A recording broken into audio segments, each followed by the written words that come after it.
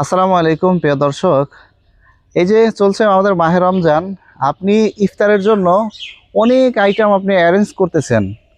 ইফতারি করার জন্য অনেক কিছু ফলমূল, হ্যাঁ, বিভিন্ন আলুর চপ, বেগুনি ফল, এইটা সেটা, হ্যাঁ, নাশপাতি, অনেক ফল টল দিয়ে আপনি ইফতারি করার জন্য অ্যারেঞ্জ করতেছেন। অবশ্য আপনি কি একবার চিন্তা করেছেন যে আপনার যে প্রতিবেশী, সে কিভাবে ইফতারি করতেছে, কিভাবে তার লাইফ লিড করতেছে?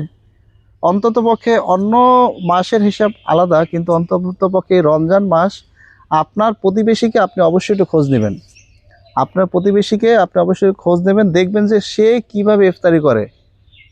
যদি রমজান মাসকে একটি ব্যক্তিকে একটি খেজুর দিয়ে ইফতারি করালেও সে আপনি একটি রোজার সওয়াব পাবেন। আপনার রোজা কবুল হবে কিনা আপনি নিজেও জানেন না, তবে আল্লাহ রাসূল বলছেন যে কেউ যদি একটি খেজুর দিয়েও কাউকে ইফতারি করায়, সে একটি রোজার সওয়াব পাবে। তো আসুন আমরা এই আমল থেকে এবং এই সওয়াব থেকে যেন আমরা গাফেল না হয়ে যাই, এবং অবশ্যই আপনি আপনার প্রতিবেশীকে অবশ্যই খোঁজ রাখবেন, খোঁজ নেবেন। আসসালামু আলাইকুম।